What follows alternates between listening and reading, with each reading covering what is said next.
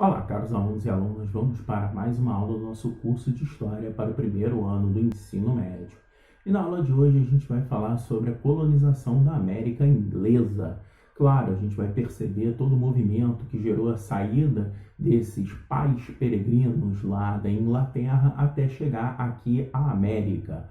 Perceber também como se deu esse movimento de colonização nas chamadas 13 colônias, e as diferenças significativas entre as colônias do Norte e as colônias do Sul. Então, vamos à aula?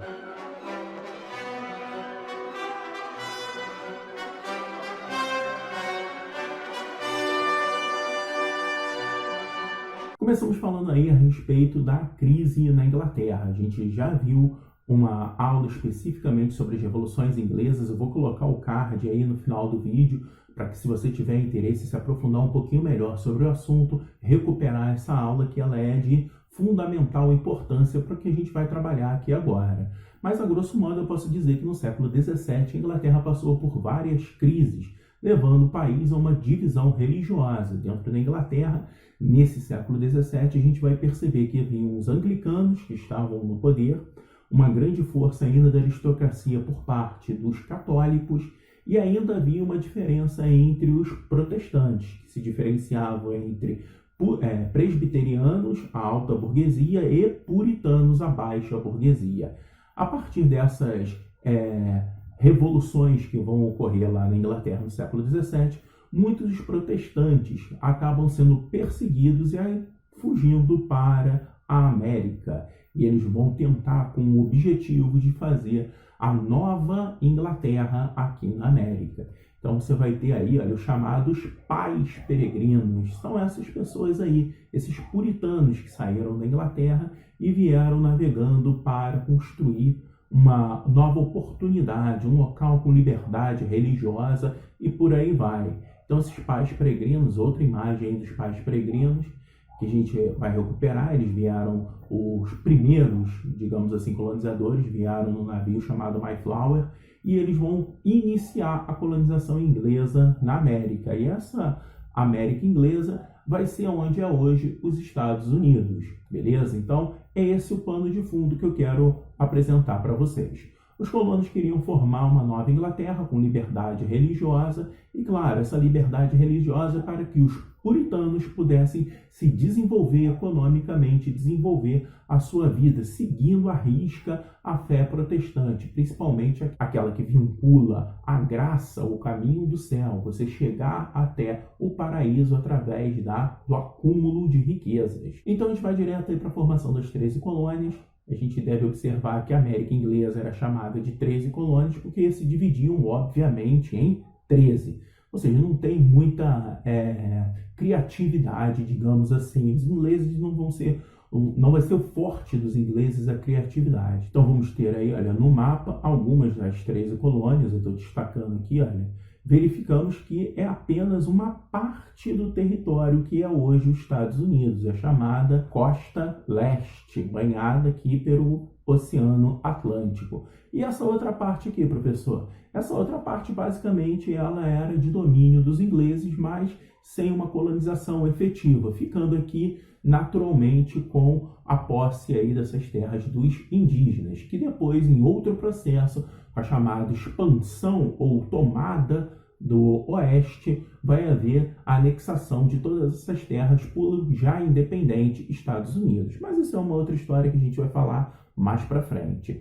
Então, a grosso modo, a gente vai apresentar aí que o norte dessas 13 colônias é onde chegaram os puritanos, fugindo lá da Inglaterra. É lá no norte que eles vão fazer uma série de organização do que a gente pode chamar de colonização de povoamento, beleza? E no sul é por onde chegaram os colonos ingleses para explorar a riqueza da região, principalmente a ideia aí da produção agrícola. E nesse sentido, a grosso modo, a gente pode trabalhar com uma colônia de exploração.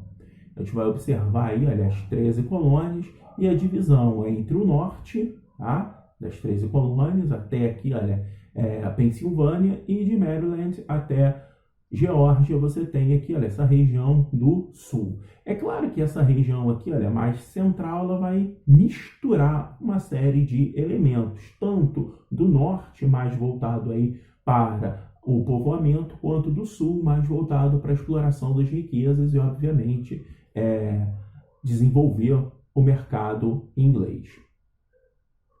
Então, vamos lá, vamos seguir essa lógica aí. No norte foi desenvolvida uma agricultura de subsistência com pequenas propriedades rurais. O que é uma agricultura de subsistência? Basicamente aquele modelo agrícola no qual eu vou plantar para alimentar a minha família e gerar um excedente. Esse excedente de produção eu vou vender em feiras e tudo mais e vou movimentar a economia. Se eu estou pensando aí necessariamente movimentar a economia e desenvolver um mercado interno, eu vou utilizar o trabalho livre assalariado. Então, dificilmente você vai ver o desenvolvimento da escravidão no norte das 13 colônias. A produção era voltada para o mercado interno, eles desenvolveram as primeiras indústrias na América. Então, mais tarde, é no norte que vão se desenvolver as primeiras indústrias aqui na América. No norte vai se desenvolver uma rica burguesia comercial e industrial. É claro que a imagem que eu trago aí é uma imagem muito mais nova, não se tem, ou pelo menos que eu conheça, nenhuma imagem da época mostrando aí o desenvolvimento da industrialização, ou seja, isso aí no século XVIII mais ou menos. Então eu trouxe uma foto só para ilustrar, uma foto aí obviamente bem mais nova. E o sul? O sul é exatamente o oposto ao norte. Claro, né, professor? São pontos geográficos distintos e opostos. Para além, obviamente, da geografia, você vai ter um desenvolvimento econômico, uma estrutura econômica completamente oposta. Então, no sul vai ser desenvolvida uma produção agrícola de monocultura em grandes propriedades rurais. O que é monocultura? É você cultivar apenas uma coisa, desenvolver apenas uma coisa. E, na maioria das vezes, lá no sul era desenvolvido ali o algodão. E, obviamente, se eu tenho uma monocultura, eu estou voltado ao mercado externo e, claro, eu vou utilizar a mão de obra escrava africana.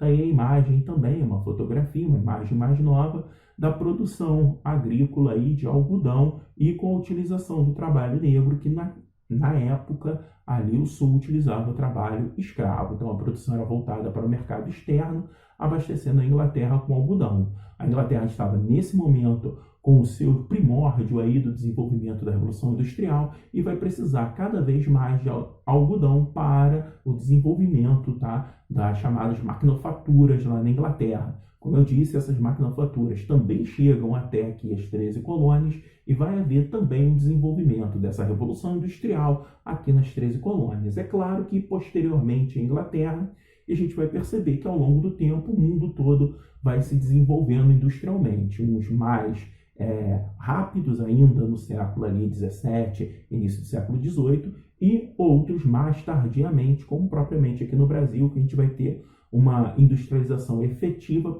basicamente a partir do século 20, beleza? Agora acabou, obrigado por assistirem minha aula, espero que esse conteúdo curtinho, e o objetivo meu é tentar fazer uns vídeos agora um pouco mais curtos, que esse vídeo tenha servido para você, para os seus estudos. Se você gostou desse vídeo, dá o like lá, se inscreva no canal e até a próxima. Valeu!